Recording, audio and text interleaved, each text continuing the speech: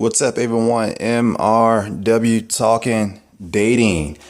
A few weeks ago, a couple weeks ago, I was at a party, and this is pretty much the same party that I was at that I talked about in the video before this one, where I met a young lady living in my hometown, and she was actually she claimed to be single. All right, she didn't have a boyfriend, but she was dating, and then in the same breath, she retracted that with "we're not dating. It's pretty much over. I just haven't told him yet." So she's attractive, and typically, when there's like a minor hiccup in an introduction like that, again, it's all based on attraction. The features that she has, I overlooked it. And the more and more I talked to her, again, I revisited her relationship status. And again, she repeated what she said earlier as far as "we're not dating, not my boyfriend. It's over. I just haven't told him yet." So I kept talking to her, right? Highly intelligent girl, graduated from an Ivy League school and lives in a downtown area. So we're talking, pretty much for the entire party, right? There are other women walking by, looking at us. You can tell they're a bit jealous. She's laughing. They're wondering, what we're talking about. What is he saying to make her laugh like that? I want a piece of that. I was aware of that. In case that conversation doesn't work out, I know where I'm going next. So we're talking. She ends up leaving it. I get the phone number. Next day we meet up in the downtown area just before I came back home to Florida. And during that conversation, early in the conversation, well, actually at the very beginning, at the very end, is I'm like, where do we go from now? I wanted to get her take, right? And she couldn't answer the question. She was pretty much like, nowhere. I mean, like, what do you mean? Blah, blah, blah. There was no direction as far as where she was going. And then she says that, well, I have a boyfriend and that's that. So there you go. Therein lies a problem with, I think, with so many women today, in that most men are going to come across women who really don't know like what the fuck they want, what they want to do in terms of dating, right? Women, and I think it's very true with what I've heard growing up and from what I've experienced. With women, and women have said this too, in that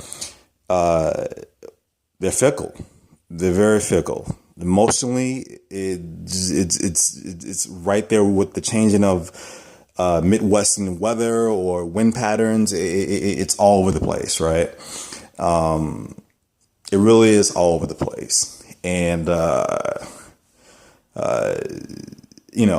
being there, you realize that, what, I can call her out for wasting my time, for monopolizing my time at the party last night when I could have been talking to other women. I could, but it is beneath me. Obviously, this is something that she does for attention. She probably feeds on men getting angry, getting upset, because with her so-called boyfriend, living in a different state, she's in a long distance relationship. Any type of attention, good or bad, works for her. She lives in the downtown area. She doesn't like the area, so she feels isolated. So any type of attention, whether it's good or bad, it's something. It's better than what she has right now. Again, comes down to questioning, fleshing out a woman's motivation. What is she looking for? Why is she looking for that? Asking follow-up questions, not thinking with your dick, thinking with your brain, so that way you don't waste time and money.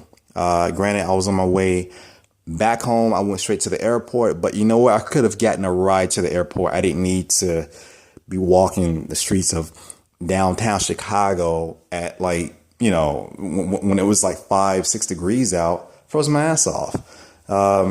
So yeah, question. And when the woman starts to get upset, man or woman, when they start to get upset, annoyed, I mean, you don't have to investigate someone. You don't have to, you don't have to be a judge or a lawyer, but ask follow-up questions. When people say this is what they're looking for, you have to attack it, ask questions, right? Ask questions. Don't make assumptions. Ask questions. Get them to talk, because just like with this girl, where she was, you know, again, contradicting herself, and I wasn't even asking like full on straight hard questions, you'll find that many other people will do the same, you know, because once they contradict themselves here, then they likely are going to keep doing it, and you'll get all the answers that you need to get, and you don't have to listen to the rhetoric of, you know, well, what I mean is, or what I meant was, or you never ask that question. They will accuse you of not even asking the question that you know you asked.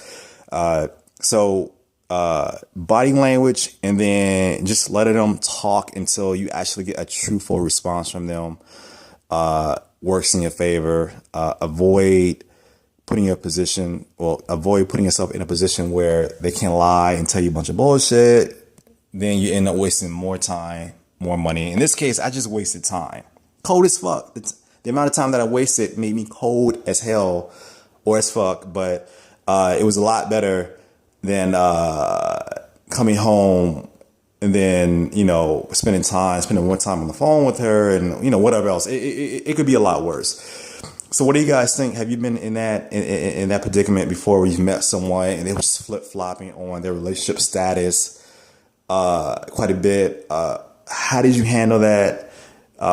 Questions, comments below. And just like my last video, I'm saying, if you haven't subscribed to my channel, what are you waiting on? Until next time.